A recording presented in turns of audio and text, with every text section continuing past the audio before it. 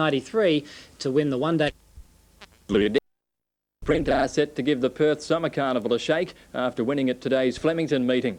And Stephen King rode a treble to move into third place on the Jockeys Premiership. Only one favourite scored as we check results. The first on the card won by Orbiter Quest, who downed the odds-on favourite Warngar in the hurdle, aided by a pull of 6.5 kilos. Datura Bell, despite an alarming betting drift from 7s out to 14 to 1, staved off Pacific Keys to win race 2.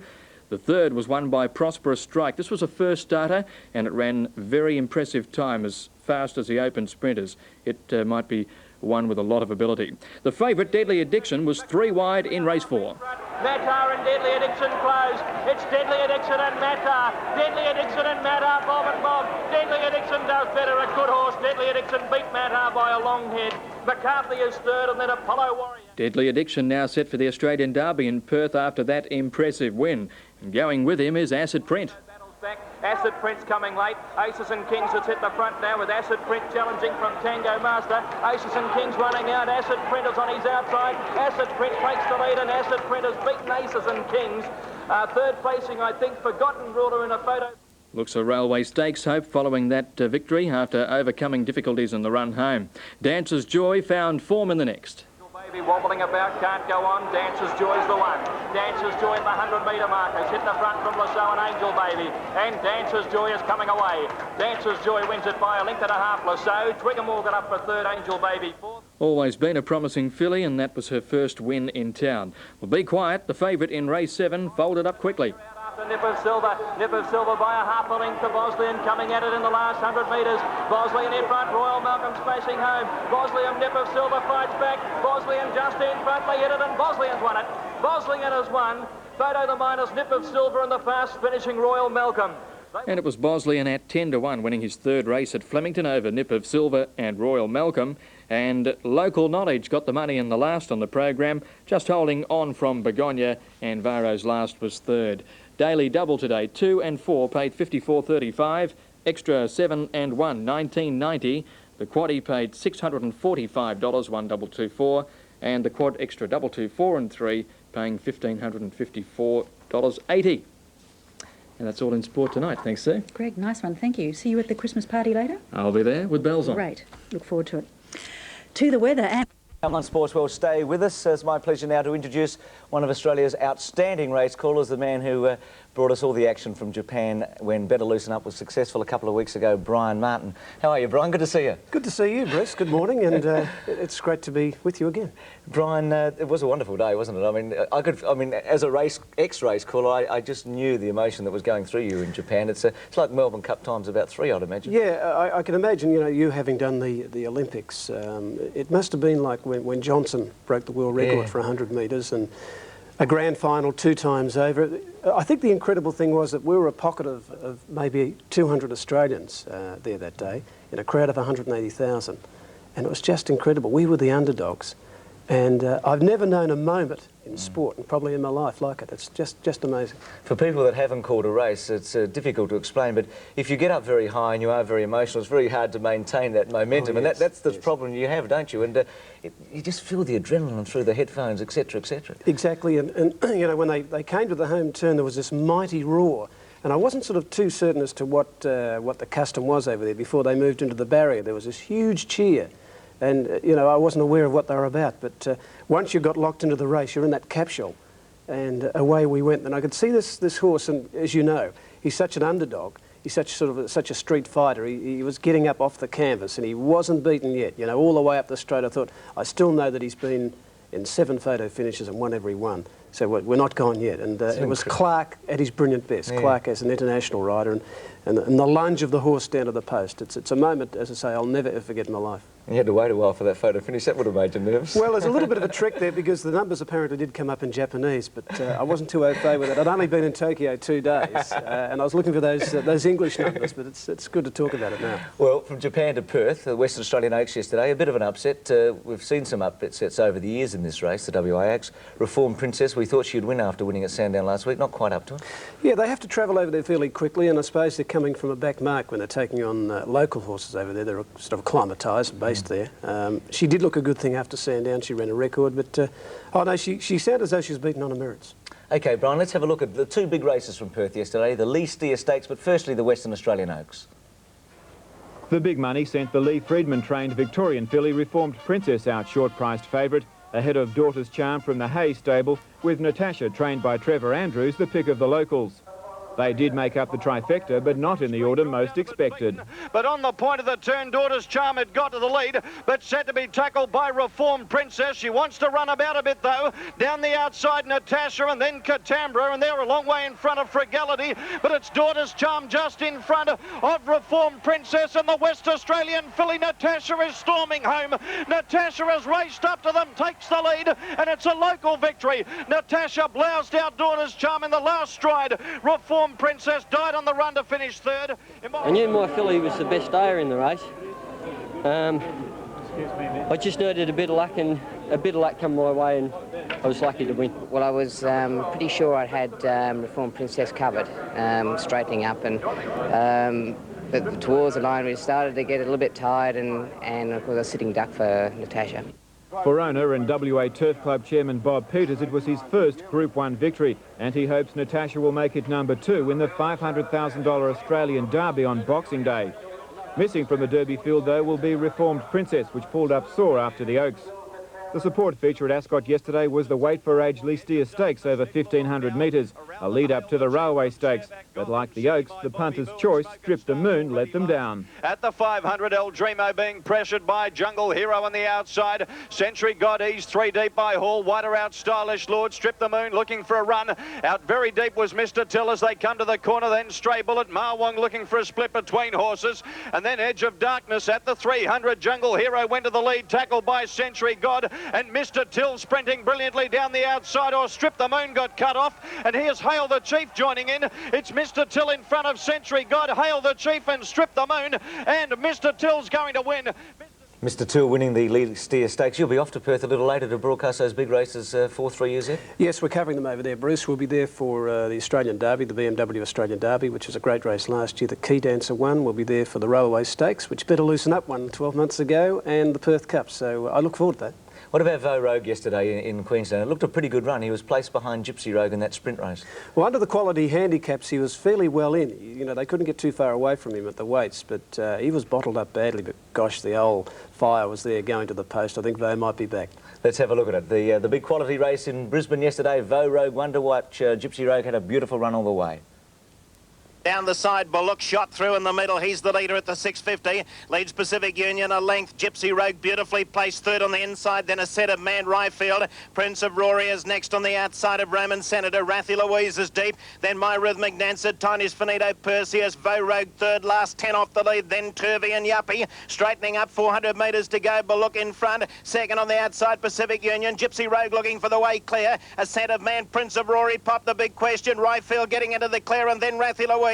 Pacific Union moved up at the 200, poked his nose in front. Gypsy Rogue switching across, his heels coming after him. They're clear of Bullock. Pacific Union in front. Gypsy's coming at him hard, and he's got him. He's going to win it. Look at Vo Rogue flying home, but Gypsy Rogue has won it. Gypsy Rogue first, Photo second and third between Pacific Union and Vo Rogue. Well, Brian, you've seen plenty of Gypsy Rogue. He ran in the Melbourne Cup Carnival in the Linlithgow Stakes, but he's a very good horse at home. Yes, he is. He's probably one of their top sprinters, but I like the way that the Vo finished the race off. Hasn't he lost a lot of his dash, Vo Rogue? Well, he's led races like the William Reid Stakes at Weight for Age around Moonee Valley, 1,200. He's older, and it's just taking a lot longer for him to come right up. But as you said, I think he's still going to be a force. And he's a little bit fatter this time round. By the time we get to William Reid Stakes Day and into the autumn, oh yes, he'll be back. He's a great horse to call, isn't he? Oh, he's marvellous. Yeah, he's marvellous. Remember the Australian Cup earlier this year when he and Stylish Century, there's a lot of talk about who was going to lead, and he led, and then Superimpose and Better Loosen Up looked like running him down? Think about the horses behind him, Bruce. You know, Better Loosen Up, Citizen, Kingston Rule, the Phantom. Probably the best field ever, the Australian Cup, and he equalled the metric record. Well, it was a wonderful race, and that's the way we start the wrap of 1990. Here's some of the top races of the year, and we start with that Australian Cup with Vo Rogue, maybe his best performance ever. The Australian Cup brought together the outstanding field of the year. Better Loosen Up, Superimpose, the Phantom, Stylish Century, and the People's Champion, Vo Rogue. Better Loosen Up going up to Vo Rogue. Vo Rogue a length in front with 150 to go. Here's Superimposed, Better Loosen Up. Vo's fighting back though. Vo Rogue a length in front. He's holding them. A magnificent Australian Cup to Vo Rogue. An outstanding run. Sydney's wonderful autumn carnival was again restricted by the big wet, and a number of the glamour races were diminished. The Golden Slipper was run on a rain-affected track, and the Victorian colt Canny Lad improved on his already imposing record. With me just in front, Canny Lad, the colt, is driving through on the inside. He's coming home the better, and it's another Golden Slipper to Shane Dye, the Victorian Canny Lad. The AJC Derby was the best three-year-old race of 1990, and it produced a stirring struggle between Australia's prominent colts, Stylish Century and Dr. Grace. Stylish Century still in front. Dr. Grace inch by inches wearing him down. Dr. Grace grabs the lead from Stylish Century. Jimmy Cassidy goes for home, and Dr. Grace comes away to win the Derby. Dr. Grace beats Stylish Century, third Solar Circle. On the same day, Superimposed won like Burnbury used to. This was at Doncaster. The chestnut later in the year would go on and win the Epsom, being the first horse to complete Randwick's renowned mile double in 43 years. And Superimpose is jumping out of the ground. Superimpose is rapidly overhauling Shaftesbury Avenue. Shaftesbury Avenue still in front. Superimpose wide out, lunged and got up to win the Doncaster. He's come from near last. Racing's heavyweight championship is staged each year late in October at Moonee Valley, the WS Cox Plate. And what a race it was again this year. Canny Lad about to be tackled by Citizen, and Better Loosen Up is finishing very fast down the outside. Citizen takes the lead, but Better Loosen Up is coming at Citizen. Better Loosen Up on the outside. Citizen, Better Loosen Up takes the lead. Better Loosen Up has won the Cox Plate. A neck to Citizen, Canny Lad third. The Cox Plate is the race for the greatest horses, but the great race is the Melbourne Cup. And this year's was special. Owner David Haynes, who thought he'd won with Kingston Town in 1982, jockey Darren Beedman, now set for stardom, the thoroughbred Kingston Rule, with his famous father Secretariat and his mother Rose of Kingston, and trainer Bart Cummings, who won the Cup for the 8th time, his first since 1979, and confirming his title as the Cup's king. At the 150, Kingston Rule took the lead from the Phantom getting up on the inside. It's Kingston Rule, the Phantom followed by Mr. Brooker. Kingston Rule in front. Kingston Rule wins the Melbourne Cup. Kingston Rule a length, the Phantom ahead away third, Mr. Brooker. Ironically, the moment in Australian racing that will remain unforgettable occurred in Tokyo.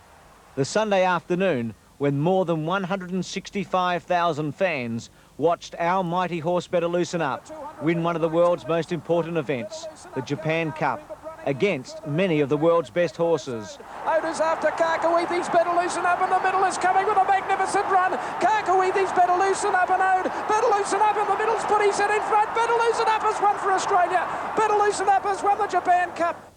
Well, it still gives me goosebumps, Brian, just looking at it now. Well, yeah, I'm the same, and you know, it was a day in the life of Australia that we should never forget, because it really was what Big Red did back in 1931, I think it was, in Mexico, and took on some of the best in the world, Phar Lap. Yeah. And we went back so many years later and did that. It was a mighty moment for Australia. I felt so proud. We've got a few horses, or a couple of horses, running in Hong Kong today, a race that's not as big as the Japan Cup. Crackenback and also Liverstone Lane, and Kessam's running for New Zealand. He'll be hard to beat. The race is worth about $450,000, I think, isn't it? Yes, and it's restricted to horses that haven't won at Group 1 or Group 2 level, I think it is, and Kessam apparently has worked well. I think he's close to a fair thing. It's a pity we can't get on. Yeah, I think he'll win. Talking about Group 1, let's have a look at the winners of the Group 1 races in Australia for 1990. This is not the season, this is the year.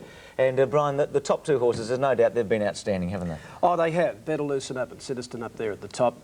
Superimpose. I think you're actually right about Superimpose. Maybe he's a little bit better the Sydney way. Maybe a length and a half to 2 lengths better. But geez, he's always hard to beat, isn't he? I thought Shaftesbury Avenue's win on Honda Stakes Day was quite brilliant. And Dr. Grace, we look for him to challenge Better Loosen Up and Vo Rogue in the autumn. Yes, well, Dr. Grace missed our spring down here in Melbourne. He would have been a real force, wouldn't he? So what are you looking forward to in the new year?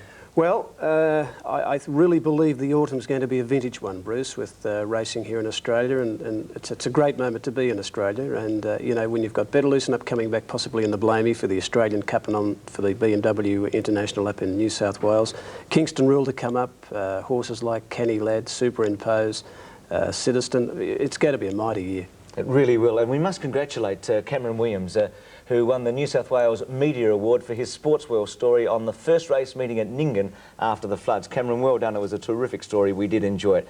Well, Brian Martin doesn't call the harness racing all that often these days. That's where he started off, though, and he's had a lot of pleasure doing that over the years. There was a big race at Bankstown on Monday night, part of the Grand Circuit. Group 1 event worth $130,000, and Westburn Grant and Sinbad Bay were the two favourites. There was plenty of action in the first lap. Sinbad Bay took up the front running, then Thorate made a run around the field, and finally Westburn Grant. And as they come down to the judge with a mile to run, Sinbad Bay shaken up as Westburn Grant moves up at his wheel now. Third on the fence behind the leader, Franco Tiger. 1-1 as Thorate. In the final half lap, Westburn Grant and Sinbad Bay looked sure to fight it out.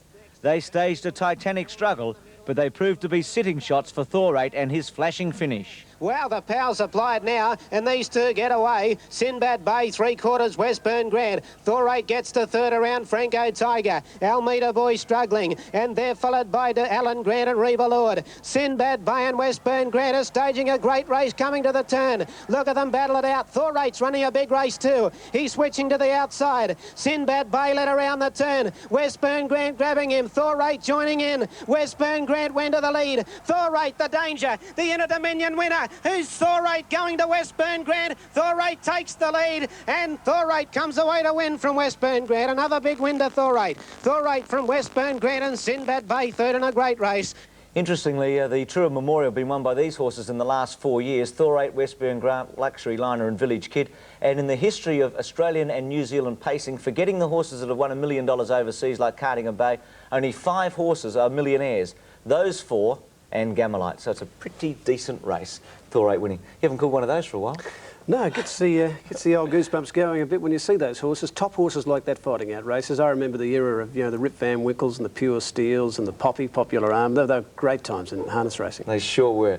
Brian, thanks for joining us, and a good calling over Perth over the summer period, and we look forward to your calls next year and seeing you on Sportsworld. And have a good Christmas, Bruce, and a good New Year too. Good on you. Brian Martin from radio station 3UZ, the man who brought the Japan Cup to Australia just 2 weeks ago. We take a break. We'll be looking at all the big golf after this.